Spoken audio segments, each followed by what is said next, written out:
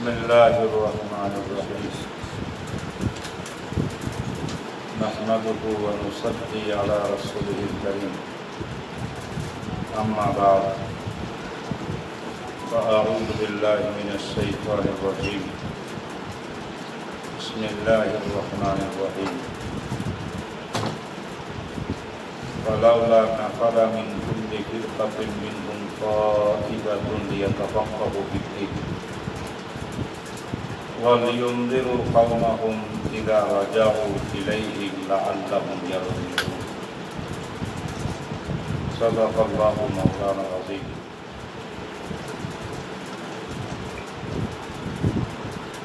وقال رسول الله صلى الله عليه وسلم نصر الله امرأ سمع مقالتي فحفظها ووعاها وأداها كما سمعها رب حامل فقه ليس بفقيه ورب حامل فقه فهو أفقه منه أو كما قال عليه الصلاة والسلام رب اشرح لي صدري ويسر لي أمري واحلل عقدة من لساني يفقهوا قولي ربي يسر ولا تعسر وتمم بالخير ربي زدني علما ربي زدني علما ربي زدني علما আলহামদুলিল্লাহ আজকে আমরা দুপুরে 11:30টার পর বুখারী শরীফের একটা তাহের মাধ্যমে এই বছরের কঠিন পরিস্থিতিতে বিশেষ ব্যবস্থাপনায় আমরা একটা সবক আরম্ভ করেছি। তখন ঘোষণা দিয়েছিলাম বাদ মাগরিব আরেকটা সবক হবে এবং সেই সবকটা তাখাসসুস ফিল ফিকহিল ইসলামী ফিকহ ফতোয়ার জন্য যারা দাখিলা নিয়েছেন তাদের জন্য এই সবকটা হবে। যেহেতু আমাদের ব্যবস্থাপনার কমতি, এখনো মাত্র নতুন, সেই কারণে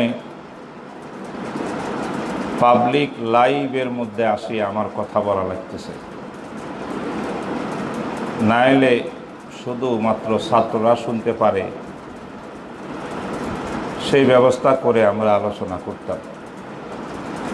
কারণ দরস আর সবক এটা সাধারণ লাইভের বক্তব্য এক জিনিস নয়, পার্থক্য আছে। তারপরেও আমি দেখলাম বাংলাদেশের বিশাল একটি জামাত উলামা তালাবাদের তারা আমাকে লাইভে আলোচনা করাটাকে খুব বেশি গুরুত্ব দিচ্ছেন, তারাও আলোচনা শুনতে চাচ্ছেন। আল্লাহ কবুল করুক সবাইকে। আমি আজকে বর্তমান প্রেক্ষাপট কিভাবে সবক শুরু হইল, কেন শুরু হইল, এই আলোচনাটি দুপুরে করে ফেলছি। সুতরাং এখন আর ওইটা নিয়ে কথা হবে না। আজকের আলোচ্য বিষয় হলো যে কিতাবটা আমার সামনে, সেই কিতাবের নাম হলো উসুলুল ইফতাহ, অর্থাৎ ফতোয়া দেয়ার লিখার নীতিমালা কি। তো ফতোয়া দেওয়ার নীতিমালা, বিধিবিধান, এইটা আমরা জানবো এই কিতাবে।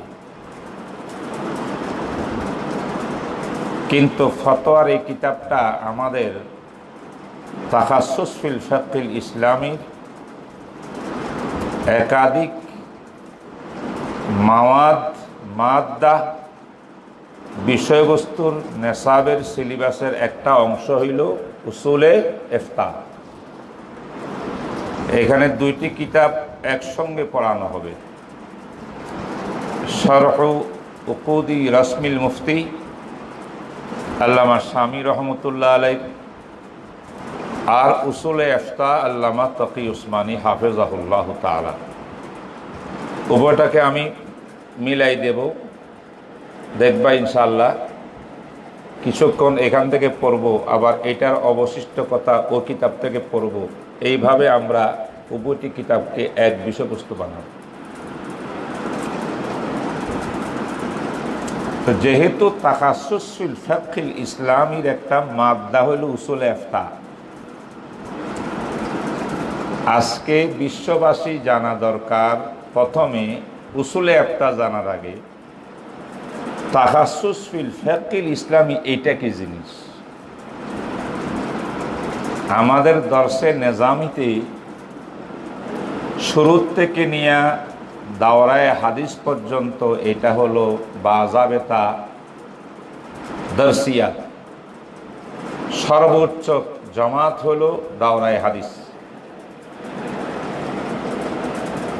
অসংখ্য অতীতের যুগে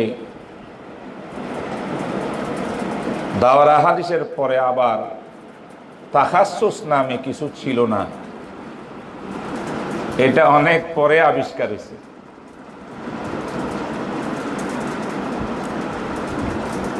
কেন হয়েছে তার পিছনে বহু কারণ আছে, সব কথা কিন্তু আমি এখন বলতে পারবো না, আজকে মাত্র শুরু করতেছি। আল্লাহ চাহে তো আলোচনায় আসবে এটা। তো দাওরা হাদিসের পর তাখাসসুস নাম দিয়ে আমরা আমাদের আকাবিরগণ আল ফিকহুল ইসলামী ওয়াল ইফতা, তাখাসসুস ফিল ফিকহিল ইসলামী নামকরণ করে এটা তাখাসসুস করছে।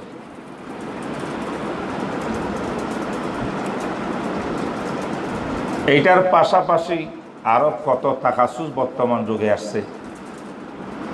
উলুমুল হাদিস দারাসাতুল আসানিদের উপরে ভিন্ন তাখাসসুস ফি উলুমিল হাদিস আরেকটা তাখাসসুস হয়েছে। তাখাসসুস ফি উলুমিল কোরআন, কোরআনের তাফসীর সংক্রান্ত বিষয়ে, উলুমুল কোরআন সংক্রান্ত বিষয়ে স্পেশালিস্ট বানাইবার জন্যে, ভালো মুফাসসির বানাইবার জন্যে আলাদা উলুমুল কোরআন নামে পৃথক তাখাসসুস হয়েছে। আরবি ভাষায় আয়ত্ত করার জন্য আদবিয়ত অর্জন করার জন্যে তাখাসসুস ফিল আদবিল আরবি বিভিন্ন নামে, কোথাও ফিল লুগা এই নামে আরেকটা তাখাসসুস আছে। এইভাবে তাখাসসুসাতের আল্লাহ রহমতে কোনো অভাব নাই। আজকে আমরা যে কিতাব নিয়ে বসেছি সেটা হলো একটা তাখাসসুস, যেটা সবচেয়ে গুরুত্ব দেওয়া হয় তাখাসসুস ফিল ফিকহিল ইসলামী। ইসলামী ফিকহের মধ্যে তাখাসসুস করিয়া ফকিহ হওয়া, ফোকাহাত নামক দৌলত অর্জন করা। যে ব্যক্তির কলবের ভিতরে ফোকাহাত অর্জিত হবে, ফকিহানা যোগ্যতা যার মধ্যে আসবে, সেই ব্যক্তি কলম দিয়ে লেখলে এটা ফতোয়া হয়ে যাবে। ফতোয়া তো অন্য কোনো বিষয়ের নাম নয়, ফতোয়া হলো ফিকহের মাসলা, শরীয়তের মাসলা। জাতি যদি প্রশ্ন করে, প্রশ্নের উত্তরে শরীয়তের মাসলাটা, ফিকহের মাসলাটা বয়ান করে দেওয়ার নাম হইল ইফতাউন। আর যিনি এরকম মাসলা দিতে পারেন উনি মুফতি। তাইলে ফতোয়া একটা আমলি জিনিস। এটার মানদণ্ড, বুনিয়াদ, ভিত্তি হলো ফিকহুল ইসলামী। যে ফকিহ সে মুফতি, যে ফকিহ না সে মুফতি হতে পারে না, ফতোয়া দিতে পারে না, দিলে তা গ্রহণযোগ্য হবে না। এমন এক যুগ ছিল যে যুগের ভিতরে আলাদা তাখাসুস করিয়া 1 বছর 2 বছর 3 বছর প্রশিক্ষণ দিয়া আলেমদেরকে মুফতি বানাইতে হতো না। আলেমরা ফিকহ ফতোয়া, মুতুনের কিতাব, শুরুহাতের কিতাব, তারপরে ফতোয়ার কিতাব, এগুলো মোতালা করতেন, নিজে নিজে বুঝতেন বা ওস্তাদের দিক নির্দেশনায় বুঝতেন। নিজের মধ্যে ফোকাহাতের যোগ্যতা থাকার কারণে সে যোগ্যতা দিয়া কিতাব মোতালা করে ফতোয়া লিখতেন। তাদের ফতোয়া দিয়ে মুফতি আজম হয়েছে, তিনি কিন্তু কোনো তাখাসুস করেন। যেমন আগের যুগের এমবিবিএস ডাক্তার ছিল বড় ডাক্তার, কানে ব্যথা হইল এমবিবিএস, চোখ অসুস্থ হইল এমবিবিএস, হাড়ের জন্য এমবিবিএস, কিডনির জন্য এমবিবিএস, যেই কোনো রোগের জন্য এমবিবিএস বড় ডাক্তার। তার উপরে ডাক্তার নাই, তার কাছে যাইতো, সে ব্যবস্থা দিয়ে দিত। সে তো পড়ছে সবই, কিন্তু যোগের উন্নতির কারণে তার মধ্যে এখন স্পেশালিস্ট তৈরি হয়েছে, যে না এমবিবিএস ডাক্তার সব বিষয়ের চিকিৎসা দিবে না। এমবিবিএস পাস করিয়া এরপরে আরো বড় বড় ডিগ্রি নিতে হবে। কেউ ডিগ্রি নিবে নাক গলা কানের ডিগ্রি, কেউ ডিগ্রি নিবে হার্টের স্পেশালিস্ট, কেউ সার্জিক্যাল, কেউ মেডিসিন, কেউ এইটা, কেউ সেইটা। এখন এই ডাক্তারি যেটা মেডিকেল সায়েন্স, এটা বিভক্ত হইয়া ডজনে ডজনে বিভাগ সৃষ্টি হয়েছে। এক এক বিভাগের মধ্যে কিছু স্পেশালিস্ট আছে, কেউ ছোট কেউ বড়। FRCS পাস করিয়া সবচেয়ে বড় ডাক্তার হয়ে গেছে, তার ভিজিট 1000-1500 টাকা। এইটা যোগের উন্নয়নের কারণে। আর আরেকটা হলো মানুষের যোগ্যতার অভাবের কারণে। এই দুই কারণে কিন্তু এই স্পেশালিস্ট তৈরি হয়েছে।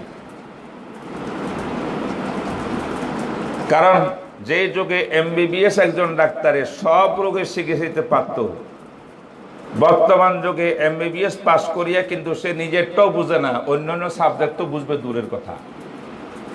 যোগ্যতার অভাব, এই জন্য কম যোগ্যতা দিয়া তুমি মানুষের অঙ্গের সব বিভাগ তুমি রিসার্চ করতে পারবা না। শুধু কান গলা নাক নিয়ে রিসার্চ করো, তুমি শুধু চোখ নিয়ে রিসার্চ করো। সাবজেক্ট যখন একটা হবে তখন সেটার উপরে আমি যোগ্যতা কম হইলেও আগের তুলনায় মোটামুটি একটা সাবজেক্টের মধ্যে তো আমি অনেক কিছু অর্জন করতে পারব। এইভাবে কিন্তু মেডিকেল সায়েন্স এত বিভাগে বিভক্ত হয়েছে। ঠিক তেমনি ভাবে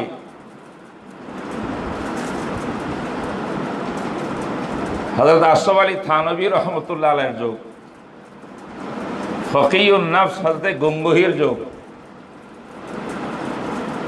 এর পূর্বের যত যুগ ছিল, এক একজন ফকি তাখাসুস পড়া ছাড়া দাওরা পর্যন্ত এই সমস্ত কিতাব পড়িয়া এত বড় ফকি হয়েছিলেন, যার কলমে পুরা বিশ্বকে চমকাই দিত ফতোয়ার মধ্যে।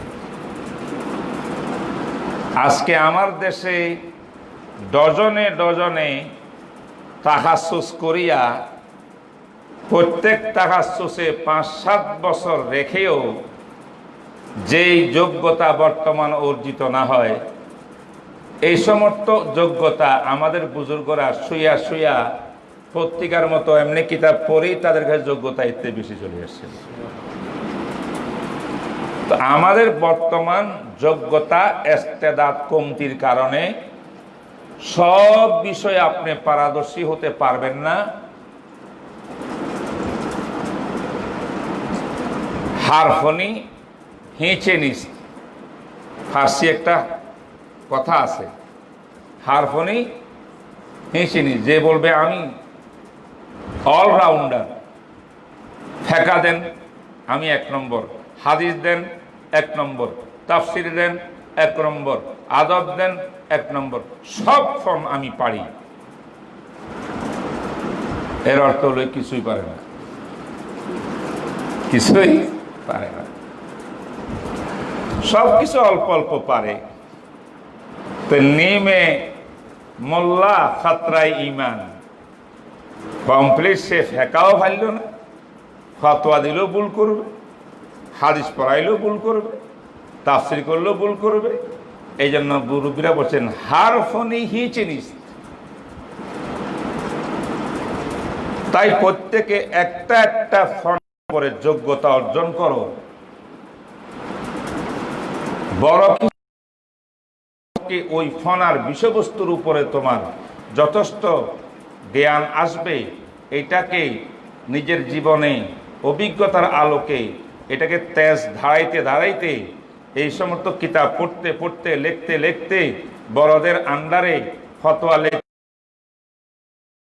একদিন তোমার নফসা এমন হবে, প্রশ্ন কেউ করলে কিতাব দেখা লাগবে না, দিলের মধ্যে দিমাগের মধ্যে জবাব আসি যাবে। তোমার কলম দিয়ে লেখা দিবা, দেখা গেল তোমার লেখাটা কিতাবের সঙ্গে পুরো মিল হয়ে গেছে। কথা বুঝেছ? তা এতক্ষণ যাওয়াত আমি যে কথাগুলো বললাম সেগুলো হলো তাখাসুস। বিভিন্ন তাখাসুসাত হওয়ার বর্তমানে কারণ কি? নির্যাস বল হবে যে আমাদের যোগ্যতার কমতি। আর বর্তমান আধুনিক যুগ, আধুনিক যুগে মুফতি ছাড়া কোন গায়রে মুফতি বড় মুহাদ্দিসে ফতোয়া দিলে আপনাদের মুহাদ্দিস মানুষ, আপনার ফতোয়া গ্রহণযোগ্য হবে না, বলে কিনা? আজীব কথা। যিনি মুহাদ্দিস সাহেব, নাম ফুটছে মুহাদ্দিস, উনি এই ফকিকে মুফতিকে পড়াইছে, ওনার ওস্তাদের ওস্তাদ, এত এলেম হওয়া সত্ত্বেও তিনি ফতোয়া, হুজুর আপনার ফতোয়া পড়ছেন, কোথা পড়ছেন?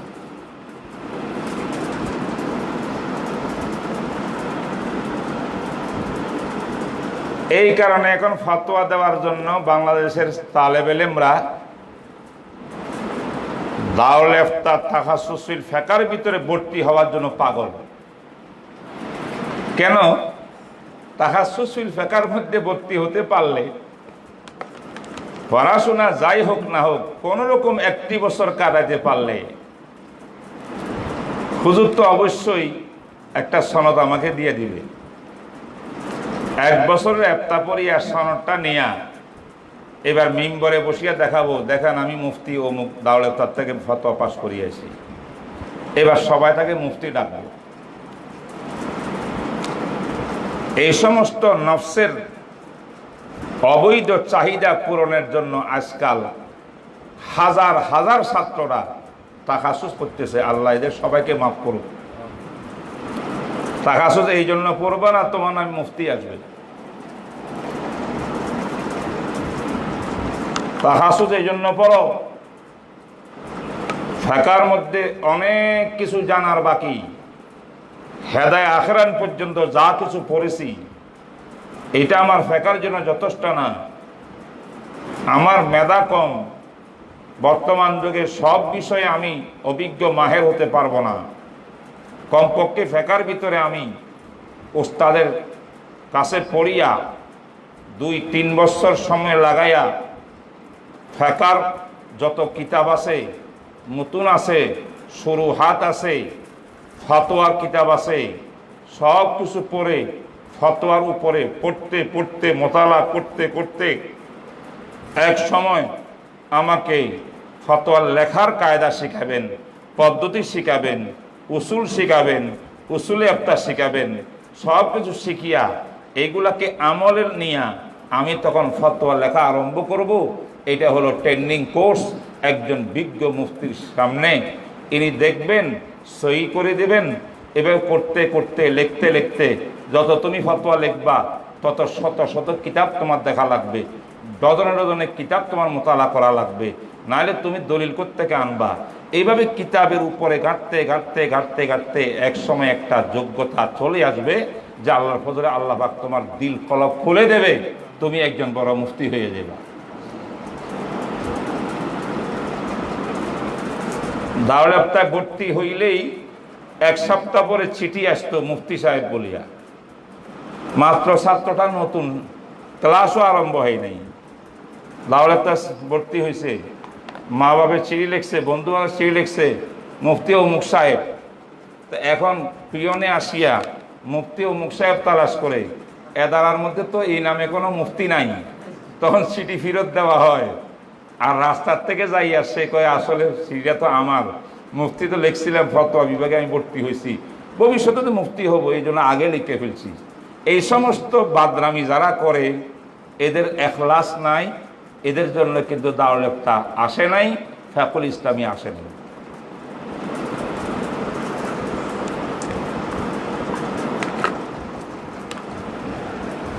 আজকাল ঢাকা, চট্টগ্রাম, বড় বড় শহরগুলোতে অসংখ্য সাইনবোর্ড দারুল ইফতার, কত নামে, কত আকর্ষণীয়। আবার লেখে যে 1 বছরের কোর্স। কেন লেখে? কি ভাই 2 বছর পড়তে চাইলে আপনি নেবেন না, 1 বছর লিখবেন কেন? তো ছেলে বলে 1 বছর দেখলে তাড়াতাড়ি আসবে, 1 বছরেই মুফতি হয়ে যাব, এই জন্য লেখে এটা। এমন এমন মুফতিরা সেই এদারাতে মুফতির আসনে বসে রয়েছে, তাকে জিজ্ঞেস করলে ভাই তুমি ফতোয়া শিখছো কার কাছে? আমি অমুক এদারাতে ফতোয়া পড়ছি। অমুক এদারার মুফতি সাহেবকে জিজ্ঞেস করো, সে 1 বছর পড়ছে, সেখানে 2 বছর পড়ছে, সে কোনোদিন একটা ফতোয়া লেখিয়া ওস্তাদের কাছে নিয়ে গেছে, ওস্তাদের কাটা ছাড়া, কারেকশন ছাড়া একটা ফতোয়া তার জীবনে লিখতে পারেনি। যেই ব্যক্তি একটা ফতোয়া নিজে কারেকশন ওস্তাদের কাটাকাটি ছাড়া তোমার লেখাটা ওস্তাদের সহিউন বলিয়া সমর্থন করে নাই, তাহলে তুমি যখন মুফতির আসনে বসবা, 1 বছরের ছাত্রকে মুফতি পড়াইবা, তুমি কি পড়াইবা আর কি শিখাইবা ছাত্রদেরকে? আজকে ফতোয়া দারুল ইফতা এটা একটা মজাক হয়ে গেছে, এইটা একটা বলা হয়ে গেছে, মুসিবত হয়ে গেছে। একটি সই আরবি আবারও সই শুদ্ধ পড়তে পারে না, সে বড় বড় সুন্দর আকর্ষণীয় রঙিন মুফতি সার্টিফিকেট লইয়া মুফতি হয়ে গেছে। আবার আরো কি দেখা যায় জানো? যখন এই মুফতির হওয়ার হিডিক চলতেছে, তো দেখা যায় অনেক আলেম যারা একটু আগে ফারে করছে কোনো কারণে, তখন তাকাসুসের এত গুরুত্ব ছিল না, তাকাসুস করে নাই, মুফতি হয় নাই, এখন তাকে যখন ওয়াজের দাওয়াত দেয়, তো এখন মেজবানরা মনে করে অমুক হুজুর যদি মুফতি হয়, তো এই হুজুর তো বক্তা, তো ওনার তুন বড় বক্তা, তো ছোট বক্তা যদি মুফতি হয়, তো বড় বক্তা কি উনি মুফতি হইব না?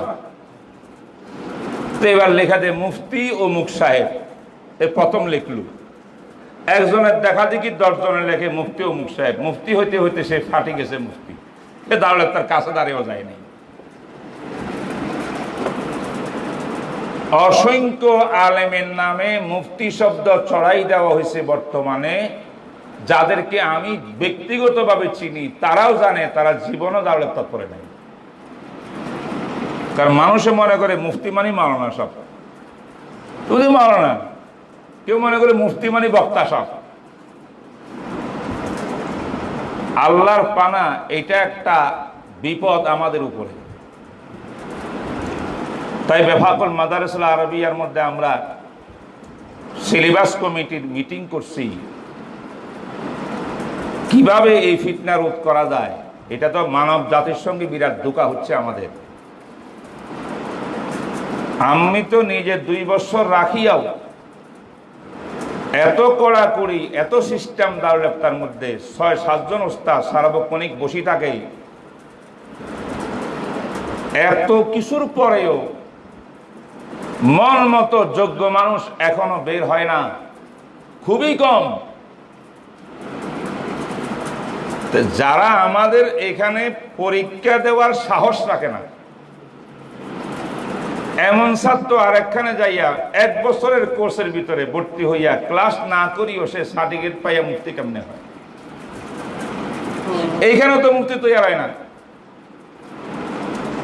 ইয়াদ রাখবা, বসুন্ধরার ভিতরে আমি 23 বছর বসুন্ধরা মাদ্রাসা নাজিমে তালিমাত। যেদিন থেকে বসুন্ধরা মাদ্রাসা, সেদিন থেকে আমি তালিমাতের জিম্মাদার। আরো অতিরিক্ত দায়িত্ব ছিল, কিন্তু এইটা আমার কাছে সবসময় ছিল। কি সমস্যা? যত রকমের বিবাদ, নেশাব, যা কিছু নতুন নতুন বসুন্ধরায় আজকে শুনতেছ, আলহামদুলিল্লাহ ইকতেসাদি ইসলামী থেকে শুরু করি সবকিছু এই বন্দায় না দানের না চিজের মেহনত।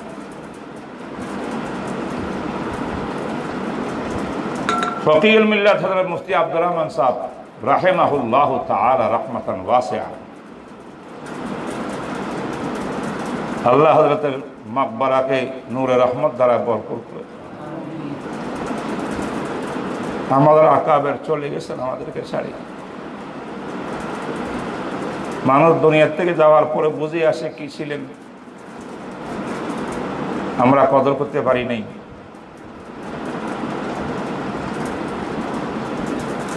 যখন 12 সালা দস্তার বন্দি করলাম, আল্লামা তকি উসমানী সাহেবকে দাওয়াত দিয়ে আনলাম, রফি উসমানী সাহেবকে দাওয়াত দিয়ে আনলাম, বড় বড় ব্যক্তিদেরকে, দেওবন্দ থেকে রিয়াসত আলী বিজনুরি, কত বিশাল বড় মানুষ, আলেম, আল্লামা বাহারুল উলুম বর্তমান মাওলানা নিয়ামতুল্লাহ সাহেব হাফেজাহুল্লাহ, এই সমস্ত কেবারে উলামাদের উপস্থিতিতে আমাদের ছাত্রদের মাথায় পাগড়ি দেব।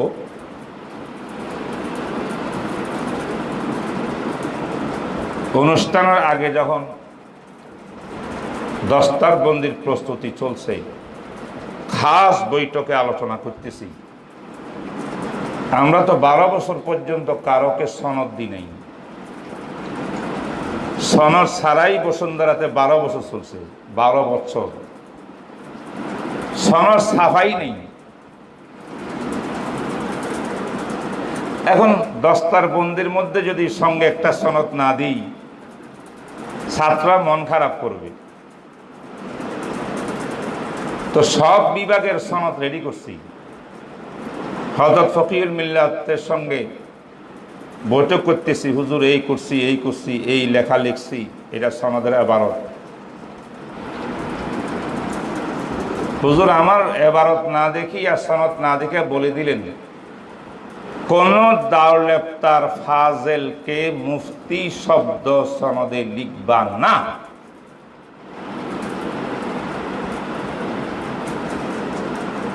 কেউ মুফতি হয় নাই।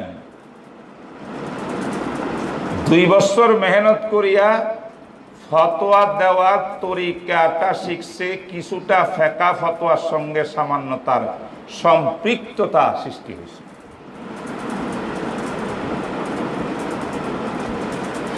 এরপরে সে যেখানে খ্যাতমত করে সেখানে যে দাওলেপ্তা থাকে, জনগণ প্রশ্ন করবে, ইস্তেফতা করবে, এদারায় তাকে দায়িত্ব দিলে সে ফতোয়া লিখবে।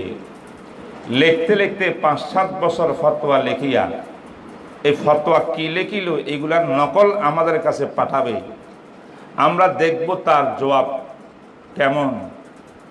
যদি ইতমিনান হয় কলবের ভিতরে যে হ্যাঁ হের জবাবগুলো তো অধিকাংশ ঠিক আছে, হের কাছে ফেকা ফতোয়ার মমারেসর সৃষ্টি হয়েছে, তখন গিয়ে আমরা তাকে বলবো হাজা মুফতিউন। এর আগে মুফতি হবে না। ফকিহুল মিল্লাত রাহিমাহুল্লাহ তাআলার এই নির্দেশের পরে আমি আগেরটা যা লিখছিলাম সেখানে আমি মুফতি লিখি নাই, কিছুটা লিখছিলাম, সেটাকে কেটে আমি এখন নতুন ইবারত বানাইলাম।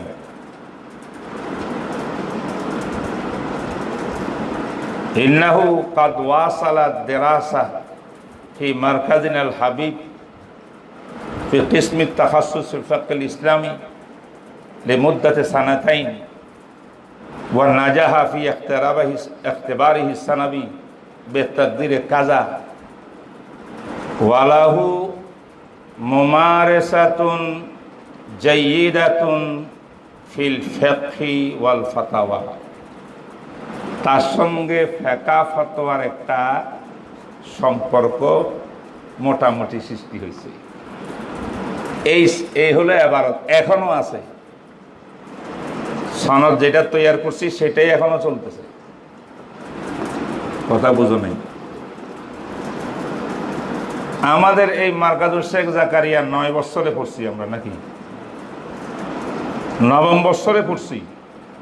8 বছর চলে গেছে, এখন পর্যন্ত মার্কাজুল শেখে কোনো সনদ তৈরি হয়নি। তোমরা যারা 800 সনদের আশায় তোমরা চলে যাও, তোমাদের জন্য এই দাওয়াতটা না।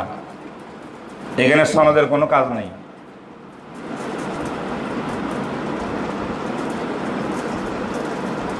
আল্লাহ পাক চাইলে সামনে কোনো দস্তারবন্দি যদি করি 12 সালা 10 সালা, তখন দেখবো একটা সনদ দেওয়া যায় কিনা। সেটাও কিভাবে দেব এটা আমার জেহেনে আছে। এইখানে সনদ দিয়া তুমি কোনো লাভবান হইতে পারবে না। এইখানে দাওয়াতটাতে আসবা যে কিছু পড়াপড়ি করার জন্য, কিছু শেখার জন্য। তাহলে বলে এলেম বানকা। এই কথা বুঝছো না বুঝো না?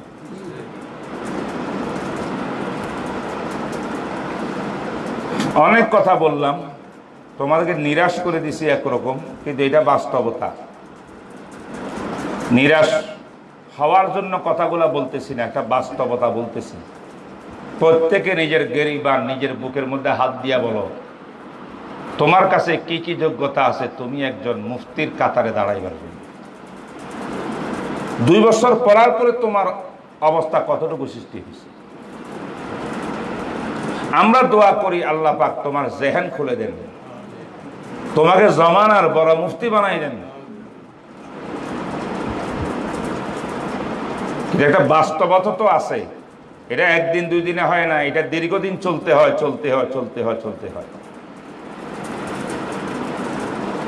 আলা কুল্লি হাল, এই কথাগুলা ছিল আনুষঙ্গিক কথা। কথাগুলা বলার জন্য কিন্তু আমি বসি নাই, এখনো দরস কিন্তু শুরু হয় নাই। তো যদি দরস শুরু করতে যাই আল্লাহর উপর তাওয়াক্কুল করে, প্রথম দর্শের অনুমান হবে, হেডিং হবে মা হুয়াল ফিকহুল ইসলামী। ফিকহুল ইসলামী বলতে আপনি কি বুঝেন? ফিকহ কি? ফিকহ কোত্থেকে আসলো? ফিকহ কেন পড়ব?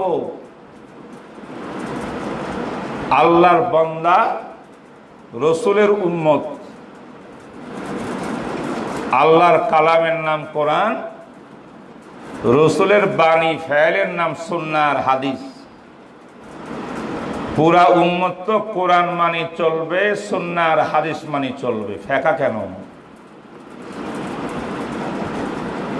এই প্রশ্নটা আজকে আমাদের সমাজের ভিতরে চলতেছে কি না প্রশ্ন এটা। খুব সুন্দর বক্তব্য দিয়া আজ আমাদের আহলে হাদিস ভাইরা বিশ্ববাসীকে জানাইতেছে ফিকহ টাকা কিচ্ছু আমরা বুঝি না, এজমা বুঝি না, কোনো দরকার নাই। কিতাবুল্লাহ কোরআন এবং সহিহ হাদিস মানিয়া চলবা, জীবন যাপন। কোরআন আর সহিহ হাদিসের বাইরে গেলে তুমি বেদাতি, তোমার সাথে ইসলামের কোনো সম্পর্ক নেই। এরকম ধোঁকা দেওয়ার মতো স্লোগান আজকে আমাদের সময় যুগের মধ্যে খুব চলতেছে। এটাই তাদের পুঁজি, মানুষও অতি সহজে কথা এটা বুঝে, কথা তো ঠিকই, কোরআন থাকতে হাদিস থাকতে, আবার হুজুরে ফতোয়া স্বামী বলে কেন, আলমগিরি বলে কেন, এগুলো করতে পারি। আবু হানিফা কে আর ইমাম শাফি কে? আমি রসুলের ফতোয়া মানবো না, সাহাবারটা মানবো না, এদেরগুলা মানবো কেন? এই জাতীয় যত বিভ্রান্তিকর কথা বর্তমান সমাজে মিডিয়াতে চলছে, সব হইল অপারেশন হইল আল ফিকহুল ইসলামী কাকে বলে তাহা আগে জানতে হবে। ফিকহুল ইসলামী ফিকহ না জানার কারণে আজকে উম্মতকে ধোঁকা দিতে পারতেছে কিছু লোকরা। এই জন্য আমি ফিকহ ফতোয়া কাকে বলে, ফিকহ কাকে বলে, এই বিষয়টা নিয়ে ইনশাআল্লাহ আলোকপাত করব। আল্লাহ তৌফিক দান করেন। মুহতারাম হাজরিন, অনেক বিস্তারিত লম্বা বহস এখন এই লাইভের মধ্যে আসিয়া করোনা পরিস্থিতির কঠিন কথা না, যেটা একদম না বললে নয়, এই জাতীয় কিছু কথা আমি বলবো। তোমরা জানো কোরআনে পাকের ভিতরে আমার রসুলকে আল্লাহ পাক কোরআনের মুবাইয়্যিন আর সারে ডিক্লার করেছেন। ওয়া ইউআল্লিমুহুমুল কিতাবা ওয়াল হিকমা হুয়াল্লাযী আরসালা রাসূলাহু বিল হুদা ওয়া দীনিল হক হুয়াল্লাযী বাআসা ফিল উম্মিয়িনা রাসূলাম মিনহুম ইয়াতলু আলাইহিম আয়াতিহি। হুজুরের দায়িত্ব 1 নম্বর কোরআন তেলাওয়াত, কেউ বলছেন দাওয়াত। ওয়া ইউযাক্কিহিম তাসকিয়া নফস, আত্মশুদ্ধি। এটা রসুলে করবেন, আল্লাহ পাক বলেন আপনার দায়িত্ব, ওনাকে দিয়েছেন দায়িত্ব। 3 নম্বরে ওয়া ইউআল্লিমুহুমুল কিতাব, কিতাবুল্লাহর তালিম দিবেন আমার রসুল, এটা ওনার দায়িত্ব। ওয়াল হিকমার বিভিন্ন ব্যাখ্যা আছে, এক ব্যাখ্যা সুন্নত, এক ব্যাখ্যা হিকমার মানি ইজতিহাদি যোগ্যতা। ওইদিকে আমি যাব না, মকসুদ আমার আরেকটা আছে না আয়াত, লিতুবাইয়িনা লিন-নাস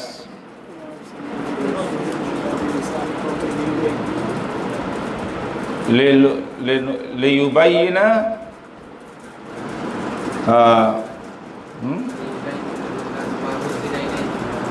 লিয়ুবাইয়িনা লিন-নাসি মা নুযিলা ইলাইহিম। লিয়ুবাইয়িনা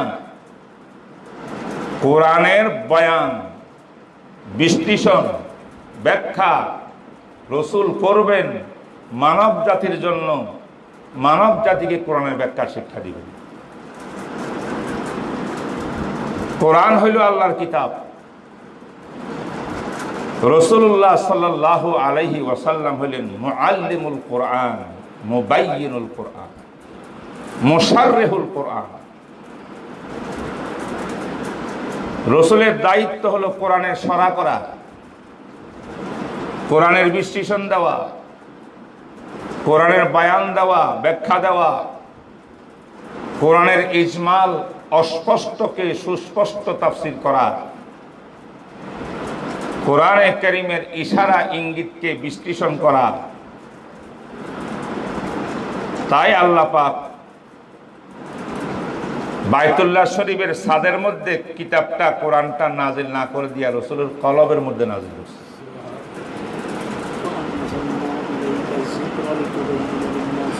ওই আয়াতটা হলো ওয়া আনজালনা ইলাইকা যিকরা লিতুবাইয়িনা লিন-নাসি মা নুযিলা ইলাইহিম।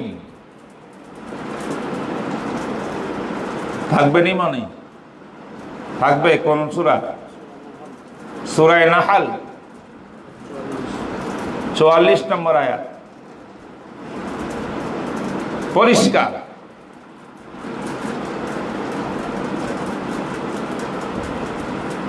রাসূলুল্লাহ সাল্লাল্লাহু আলাইহি ওয়াসাল্লাম যখন কিতাবুল্লাহর শারে মুবাইয়িন মুফাসসির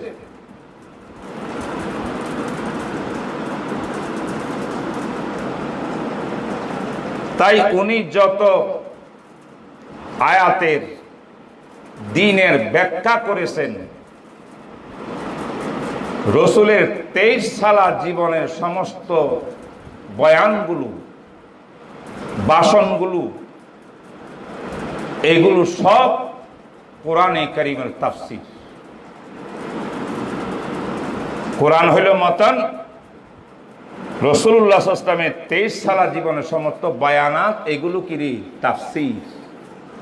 তাই রাসূল মুফাসসির। তো ইলমে তাফসীর নামে একটা ফোন আছে কিনা বলো না? ইলমে তাফসীর, কোরআনের তাফসীরের এই বিদ্যাটা, ফোনটা জনাবে রাসূল পাক সাল্লাল্লাহু আলাইহি ওয়াসাল্লাম জীবদ্দশায় এটা সৃষ্টি হয়েছিল। নবী আলাইহিস সালাতু ওয়াসসালাম কোরআনের ব্যাখ্যা করতে গিয়া, তাফসীর করতে গিয়া কোন সময় নিজের বাণী, জবানের বাক্য দিয়া বয়ান করছেন। এটা আকওয়াল, কাউলে রাসূল। কখনো আমলি ভাবে কাজ করিয়া বিশ্লেষণ দিয়েছেন কোরআনের। এই আমলটা ফেলুর রাসূল। কোন সময় চুপ থাকিয়া ব্যাখ্যা দিয়েছেন। রাসূলের সামনে একটা ঘটনা ঘটছে, সাহাবারা করছেন, নবী দেখছেন, জানছেন, জানিয়া খামোশ রয়েছেন, তার মানে এটা সঠিক। তাকরীরে রাসূল। রাসূলুল্লাহ সাল্লাল্লাহু আলাইহি ওয়াসাল্লামের আহওয়াল, জীবনী। জীবনী দুই প্রকার, খিলকি, খুলুকি, সৃষ্টিগত আর চরিত্রগত। এটার নাম আহওয়াল। কাউলুর রাসূল, ফেলুর রাসূল, তাকরীরুর রাসূল, আহওয়ালুর রাসূল, এই চারটা সমষ্টির নাম হইল হাদিস। নবী ইসলামের যুগে হাদিসের অস্তিত্ব আছে না নাই? তাফসীর, ইলমে তাফসীরের অস্তিত্ব, ওজুদও আছে। কথা বলো। আবার ইলমে হাদিসেরও অস্তিত্ব পাওয়া গেছে। নবী করিম সাল্লাল্লাহু আলাইহি ওয়াসাল্লাম জিহাদ করেছেন 27টা যুদ্ধ, গাজাওয়া, সব কিছু বয়ান দিয়েছেন। এগুলার চর্চা হয়েছে। রাসূলের জিহাদের ময়দানের ঘটনাগুলো, এইগুলাকে মাগাজি বলা হয়। মাগাজি, বুখারীর কিতাবুল মাগাজি, ইলমে মাগাজি, এইটাও রাসূলের যুগে অস্তিত্ব লাভ করেছে। এইভাবে অনেক ইলমের অস্তিত্ব রাসূলের যুগেই সৃষ্টি হয়েছিল, কিন্তু এইটা একটা ফন্নি ভাবে, একটা বিদ্যা হিসাবে বিশেষ সিস্টেমে সাজানো গোছানো, এটা নবীজির যুগে কিছুই সৃষ্টি হয় নাই।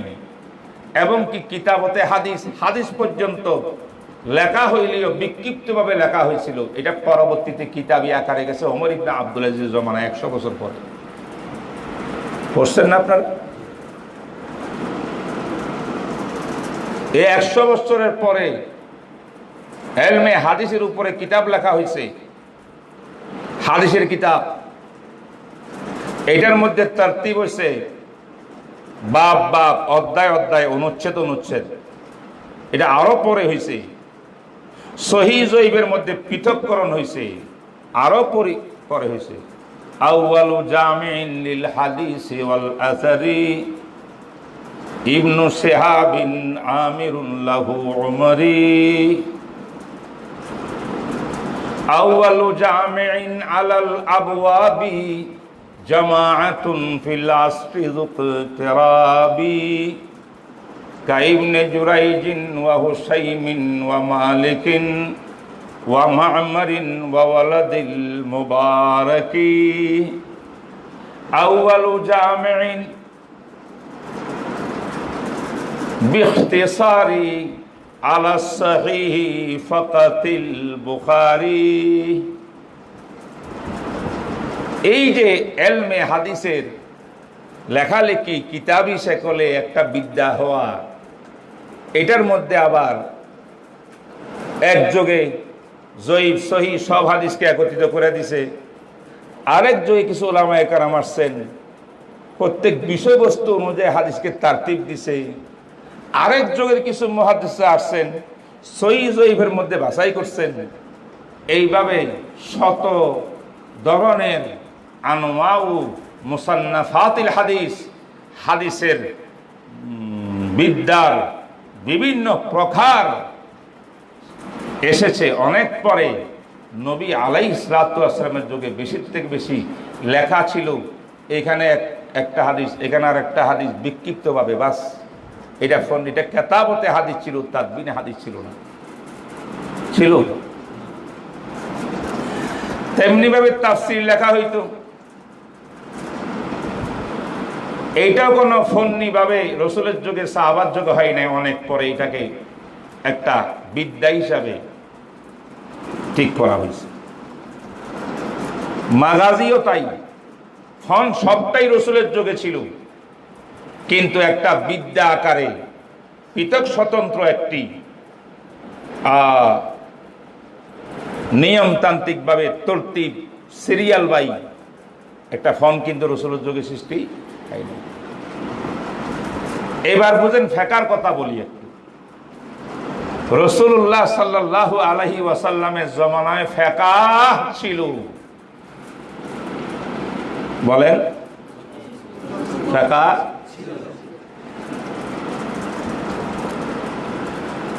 তাই তো কোরআনের ফালাউলা নাফারা মিন কুল্লি ফিরকাতিন মিনহুম তাইফা লিয়াতাফাক্কাহু ফিদ্দীন,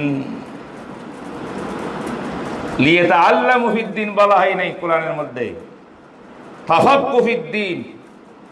এটা এমন ফুকাহা বর্তমান যুগে যারা আমরা যেটাকে ফকিহ আর ফিকহ বলি, এর থেকে অনেক ব্যাপক দ্বীনের সমঝ, এটার নাম তাফাক্কু ফিদ্দীন।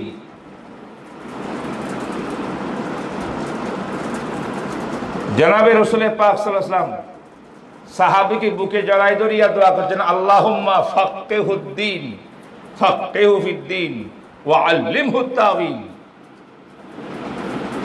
ফিকহ আছে না নাই?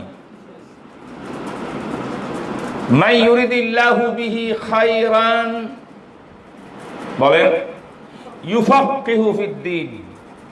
হযরত মুআবিয়া ইবনে আবি সুফিয়ান রাদিয়াল্লাহু তাআলা আনহু এই হাদিসের বাণী বর্ণনাকারী। আল্লাহ যে মানুষ থেকে ভালাই মঙ্গলের এরাদা করছেন, আল্লাহ পাক তাকে ফকিহ বানাই দেন, দ্বীনের ফকিহ।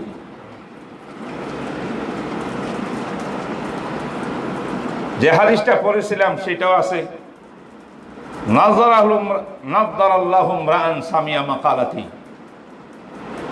ওই ব্যক্তিদের চেহারা উজ্জ্বল করে দেন আল্লাহ যারা সামিয়া মাকালাতি, আমার হাদিস পড়েছে,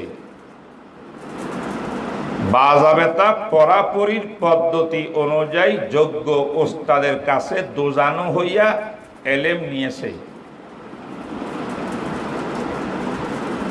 ওয়া হাফেজাহা, এলেমগুলাকে হেফজ করছে, সংরক্ষণ করছে, ওয়া ওয়াআহা, এলেমগুলোকে কামা হক্কুহু, গভীর অর্থে বুঝেছে, বুঝিয়া সংরক্ষণ করছে, ওয়া আদ্দাহা, চারটা কাজ হয়ে গেছে। এলেম শিখছে সামিয়া মাকালাতি, 2 নম্বর হাফেজাহা, সংরক্ষণ করছে সিনার মধ্যে, না হলে কাগজে, এলেম যেন নষ্ট না হয়। ওয়াহা, এইটা শুধু এলেম তোতার মতো বললো, হে বুঝে না কি বলতেছে, যা শিখে তাই বলতেছে, এটা না। ওয়াহা, এই এলেমকে বুঝেছে। কেমন বুঝছে? যেই বুঝটা নবীর বুঝের সঙ্গে মিলে, যেই বুঝটা সাহাবায়ে কেরামের বুঝের সাথে মিলে, যেই বুঝটা উলামায়ে উম্মতের আমলে মুতাওয়ারিসের সাথে মিলে। প্রত্যেকটা শব্দ কথা আমার নোট করবা।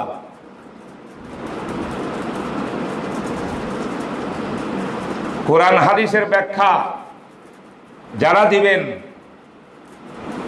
এক নম্বর শর্ত হইল কোরআন এবং হাদিসের ব্যাখ্যা দিতে হইলে এই ব্যাখ্যা যেন কোরআন সুন্নাহর রূহের খেলাফ না হয়।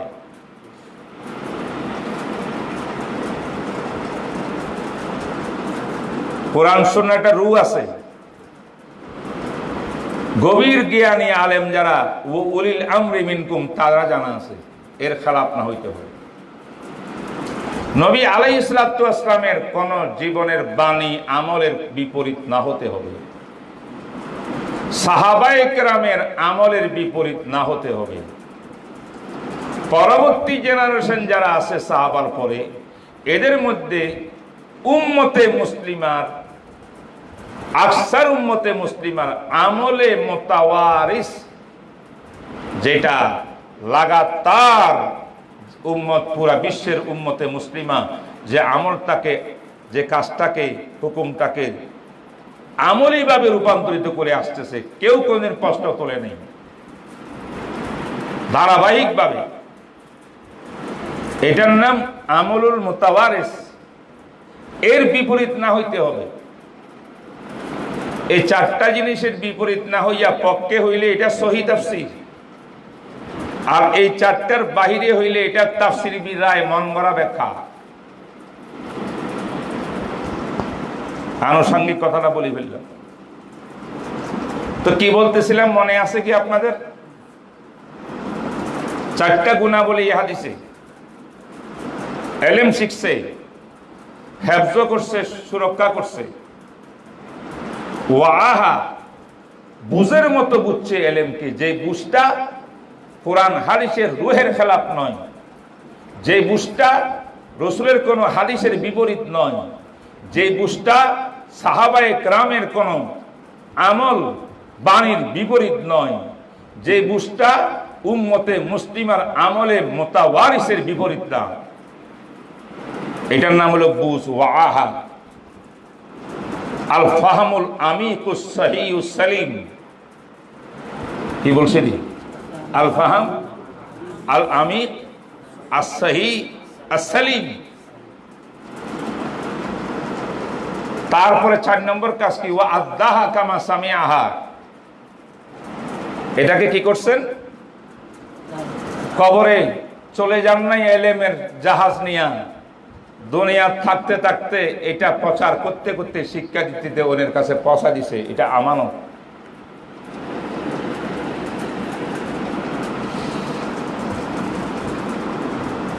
প্রশ্ন হইল, আচ্ছা অন্যের কাছে পৌঁছাই দেওয়ার এত গুরুত্ব কেন হইল? সে তো শিখছে, জানছে, আমল করছে, আল্লাহকে পাই গেছে, জান্নাতে চলে গেছে। তার ব্যাখ্যা দিচ্ছেন রাসূল নিজেই। রুব্বা হামিলে ফাকহিন লাইসা বিফাকিহিন। অনেক রাবী যিনি এলেম নিছেন, তিনি ওনার ক্যাপাসিটি, যোগ্যতা অনুযায়ী এই হাদিসটা বুঝে নিছেন। আল্লাহ পাক প্রত্যেককে গভীর জ্ঞান দেয় না, বুঝ দেয় না। তার সামর্থ্য অনুযায়ী বুঝ দিয়েছে, সে বুঝছে, আমলও করছে। সে যদি এই হাদিসটা আরেকজন ছাত্রের কাছে পৌঁছাই দেয়, এমনও হইতে পারে যার কাছে পৌঁছাইছে সেই ব্যক্তি বিরাট বড় সালাহিয়তার যোগ্যতা আল্লাহ পাক দিয়েছেন তাকে। সে এই হাদিসটা নিয়ে আমার থেকে, রাবির থেকে এমন কিছু গবেষণা চালাবে হাদিসের ভিতরে, যা অতীতের কেউ চিন্তা করে নাই, সেগুলো তার এলেম বাসি উঠবে এবং পুরা বিশ্ববাসী সেই হাদিস থেকে উপকৃত হবে।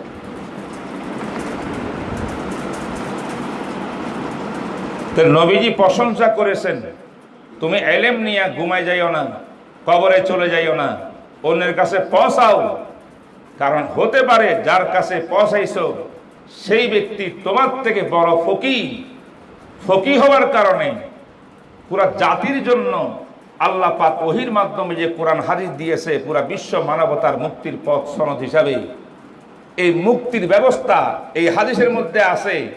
তুমি যদি এটাকে নিয়ে কবরে চলে যাও, এটা অন্যের কাছে না পৌঁছে, তাইলে কিন্তু সেই মুক্তির সনদ মানুষকে দেখাতে পারবে না।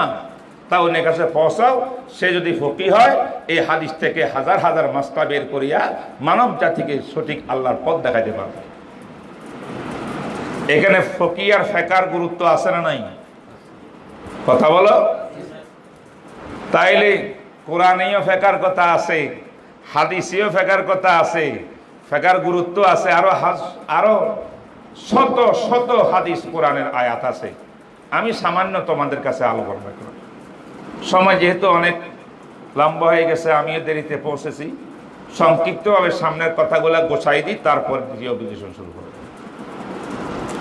মোহতরম হাজরিন, আর কিছু সময় কথাটাকে গোছানোর জন্য আমি পেশ করতে চাচ্ছি। কোরআনেও ফেকা আছে, হাদিসেও ফেকা আছে। রাসূলুল্লাহ সাল্লাল্লাহু আলাইহি ওয়াসাল্লামের যুগে সাহাবায়ে কেরাম যখন যখন কোনো একটা মাসলা জায়েজ না জায়েজ, করবে করবে না, হালাল হারাম প্রয়োজন হইত, ওনাদের জন্য আর কিছু ছিল না, ডাইরেক্ট রসুলে পাক সাল্লাল্লাহু আলাইহি ওয়াসাল্লামের জাতে মুকাদ্দাস সোজা নবীজির কাছে যাইতেন। নবীজি সেই প্রশ্নের উত্তর দিয়ে দিতেন। এই উত্তরটা হলো ফেকা, এটা ফতোয়া। তাই আল্লাহ পাকও ফতোয়া দেন, রসুলও ফতোয়া দেন। মানব জাতির ভিতরে প্রথম মুফতি হলেন জনাবে রসুলে পাক সাল্লাল্লাহু আলাইহি ওয়াসাল্লাম।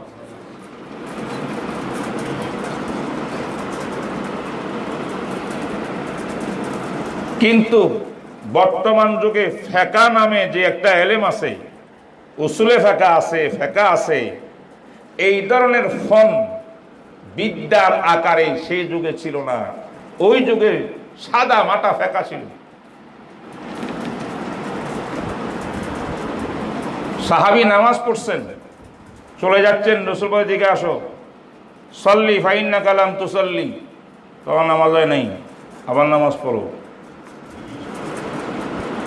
সাহাবারা চিন্তা লাগছেন যে এই সাহাবীটা কোন ভুল করছে, যে ভুলের কারণে নামাজ হচ্ছে না। নবীজি বলেন নাই নামাজে এতগুলা ফরজ, রসুল বলেন নাই নামাজে এতগুলা ওয়াজিব, রসুল বলেন নাই নামাজে এটা সুন্নত। ফেকার পরিভাষায় ওয়াজিব, ফরজ, সুন্নত, মুস্তাহাব এই জাতীয় পরিভাষা আমার নবী ব্যবহার করেন নাই জীবন। রাসূল সাল্লাল্লাহু আলাইহি ওয়াসাল্লাম ওযু করছেন, সাহাবারা দেখছেন, একবার ওযু করলেন, একবার দ্রুত করলেন প্রত্যেকটি অঙ্গকে। আরেকবার রাসূল ওযু করলেন, দুইবার প্রত্যেক অঙ্গকে দ্রুত করলেন। আরেকবার ওযু করলেন, তিনবার দ্রুত করলেন। জীবনে কোনোদিন তিনবারের বেশি ধন নাই, জীবনে কোনোদিন একবারের কমে ধন নাই। সাহাবারা তখন রাসূলের এই আমলটা দেখিয়ে বুঝতে পারলেন যে একবারের নিচে দোয়া যাবে না, একবার ফরজ জরুরি, আর তিনবারের বেশি দোয়া যাবে না, কারণ রাসূল জীবনও ধন নাই তিনবার বেশি। এটার নাম ফেকা ছিল রাসূলের যুগে, সাহাবায়ে কেরামের যুগে। কথা বুঝতে পারো না?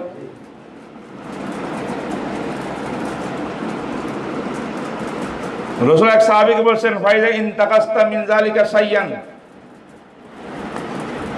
ফালিয়ানতাকিজ মিন সালাতিক, যদি এর থেকে কম করো, যা আমি বলে দিছি শিখাই দিছি, এর থেকে কম কিছু করো, তাহলে তোমার নামাজ নাকেস হইয়া যাবে।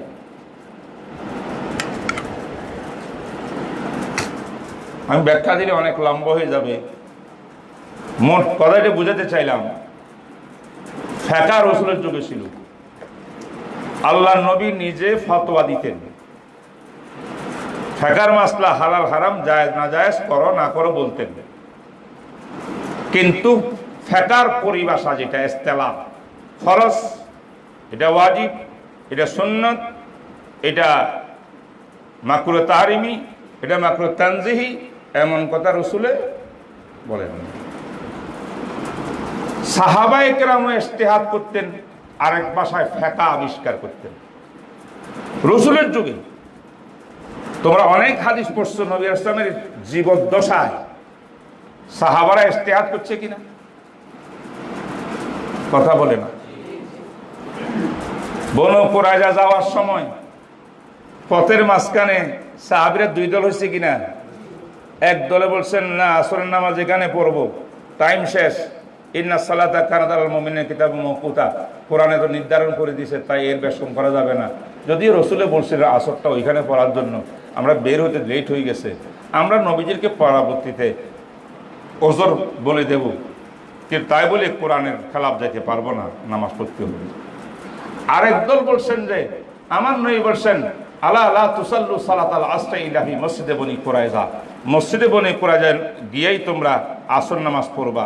রাসূলের ডাইরেক্ট নির্দেশ যখন এটা দিছেন, তাইলে আমরা টাইম টেবিল সূর্য থাকলো কি ডুবলো এটার দিকে তাকাইবার দরকার নাই, নবীজির কথা আমরা আমল করব, এতে আমাদের নাজাতের উসিলা হয়ে যাবে, আমরা নামাজ এখানে করব না।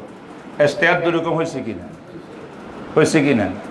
কোরআন সুন্নাহর ভিতরে গবেষণা ইজতিহাদ করা, এইটার নাম মুজতাহিদ। ইজতিহাদ করতে হলে প্রয়োজন কিয়াস, ইজতিহাদ করতে হলে প্রয়োজন ইসতিমবাত। এই ইসতিমবাত আর কিয়াস এটা দিয়া যেটা বের হয় তার নাম ফিকহ। যেখানে ইজতিহাদ আছে সেখানে ফিকহ আছে। যিনি মুজতাহিদ তিনি ফকিহ, যিনি ফকিহ তিনি মুজতাহিদ। যেখানে ইজতিহাদ সেখানে ফিকহ।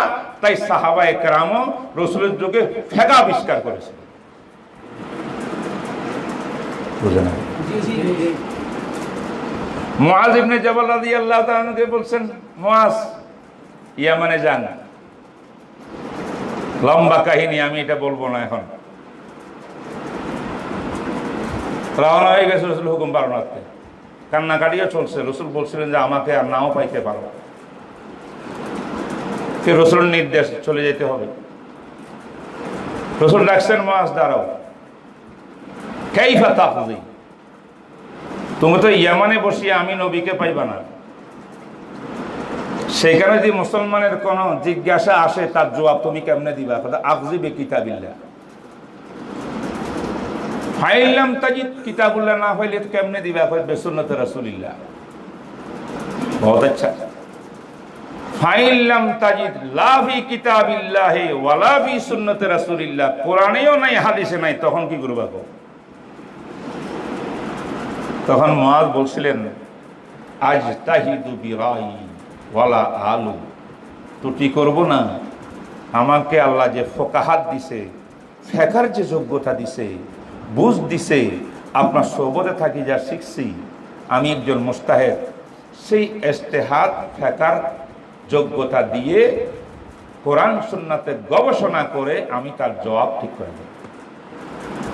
আসে না নাই ফিকহ? দেখো, যদি আলোচনা শুরু হয় ঘন্টার পর ঘন্টা চলে যাবে, কিচ্ছুর খবর থাকবে না। আমাদের নামাজ রয়ে গেছে।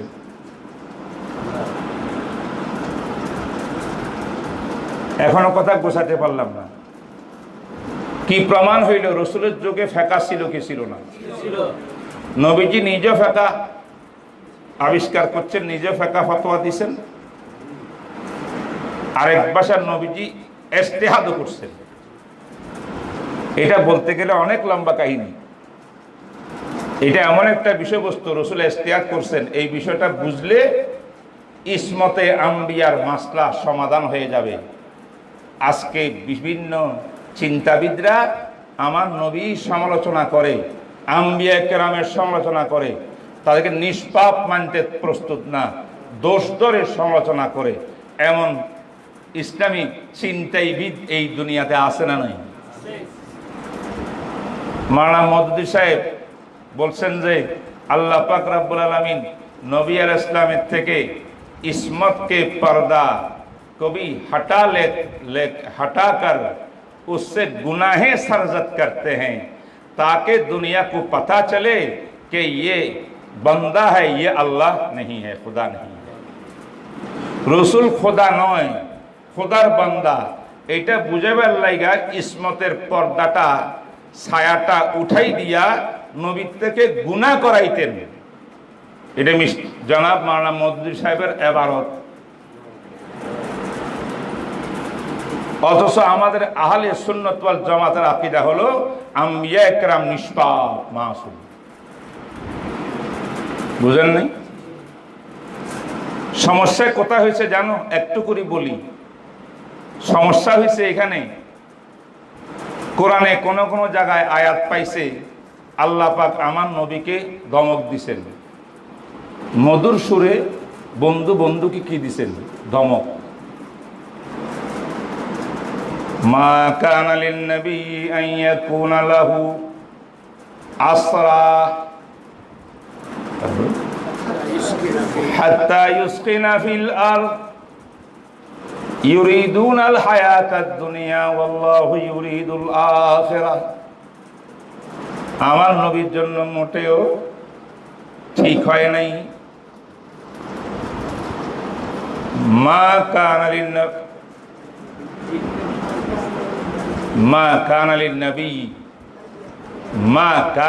নবী, নবীর জন্য এটা ঠিক হয় নাই। এই আয়াতটা কিসের ব্যাপারে আসছে? উসারায়ে বদর, বদরের যুদ্ধবন্দীদের ব্যাপারে আসছে।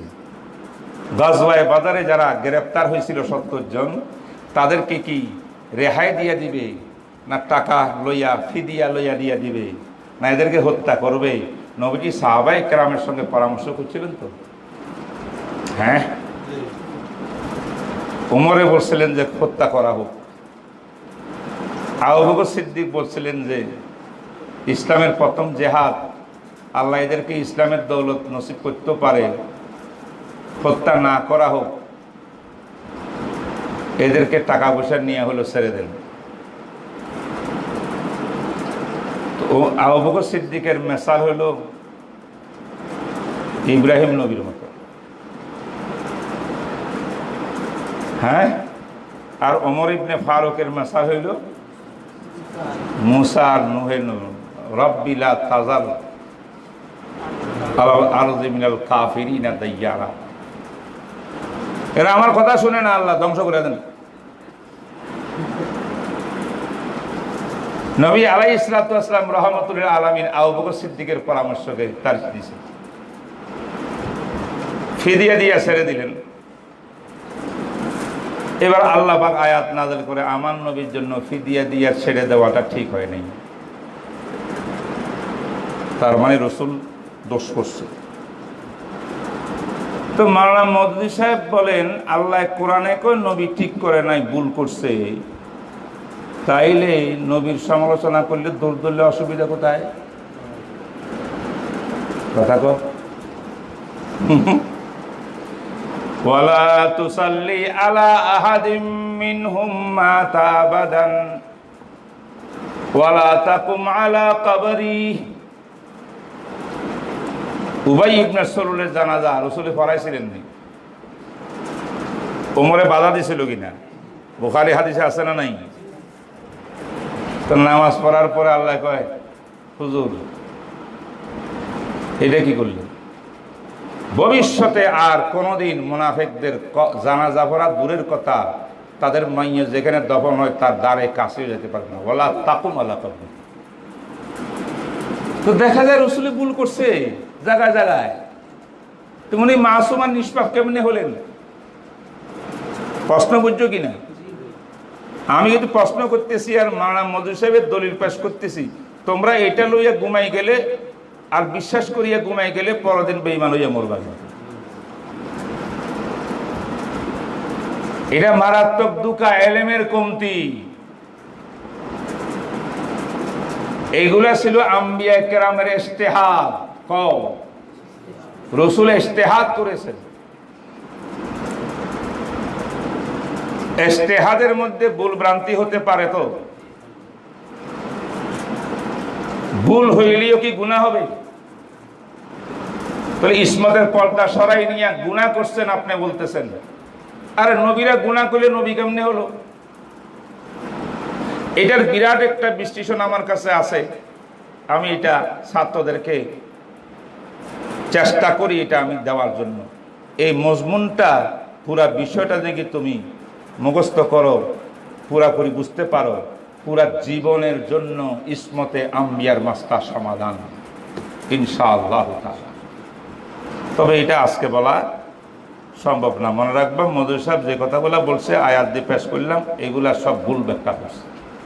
যে ব্যাখ্যার সাথে কোরআনের রুহের কোনো সম্পর্ক নেই, যে ব্যাখ্যা সুন্নাহ রুহের সম্পর্ক নেই, যে ব্যাখ্যা আসারে সাহাবার সাথে সম্পর্ক নেই, যে ব্যাখ্যা উম্মতের আমলে মুতাওয়ারিসের সঙ্গে সম্পর্ক নাই, এই তিনটা বস্তু বিরোধী ব্যাখ্যা হওয়ার কারণে এই ব্যাখ্যাটা মৌলভী সাহেবের মন গড়া ব্যাখ্যা। সঠিক ব্যাখ্যা কি, আসল মাসলা কি, এটা বলতে গেলে একটু সময় লাগবে। মনে হয় আজকে এত সময় হবে না, তাই এটা আগামী সবকের জন্য রাখলাম। কথা এতটুকু আজকে বললাম, ফিকহের অস্তিত্ব রসুলের যুগে ছিল। রসুলে পাক ইসলাম যত ইজতিহাদ করছেন সবগুলো ফিকহ। তবে মনে রাখবা মানুষ যেন ভুল না বুঝে, রসুলের ইজতিহাদ আর আবু হানিফার ইজতিহাদ একরকম নয়। উম্মত যখন ইজতিহাদ করে ইজতিহাদের মধ্যে ভুল হয়, শুদ্ধ হয়। যেহেতু তারা গায়েব জানে না, তাদের কাছে ওহীও আসে না, তাই ইজতিহাদ করে ফয়সালা দিছে, ফয়সালার উপরে কিয়ামত পর্যন্ত অটল রয়েছে।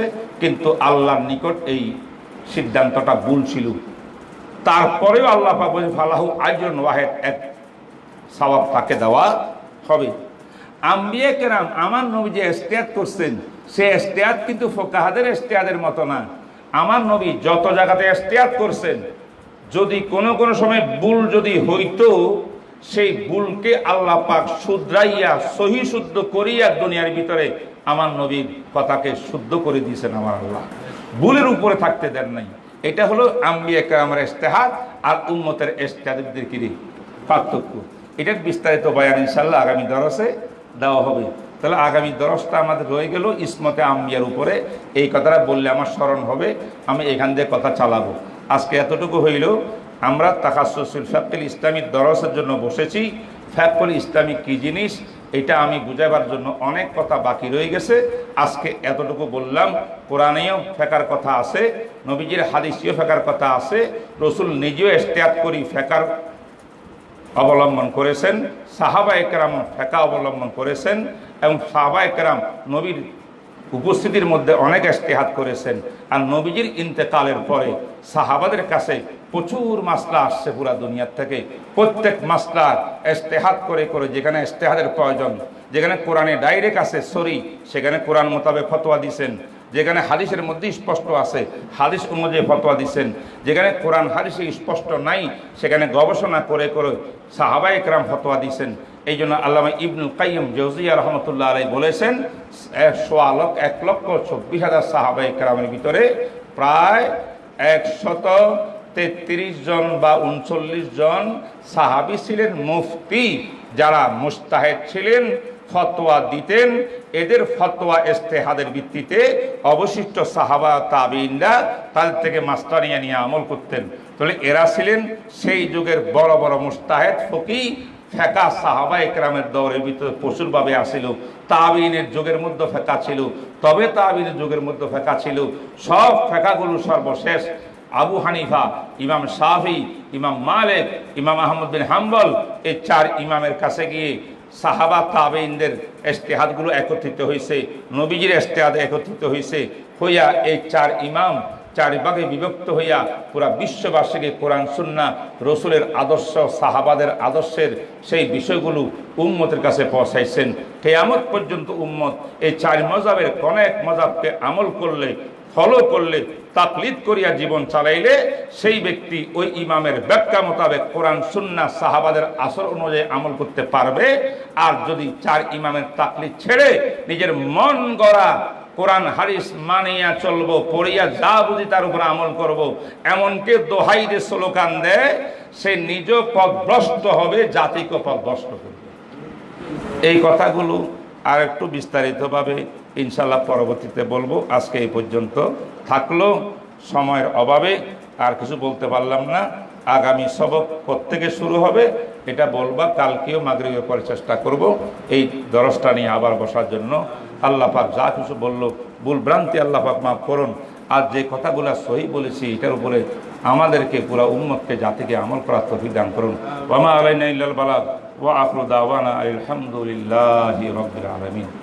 আসসালামু আলাইকুম ওয়া রাহমাতুল্লাহ।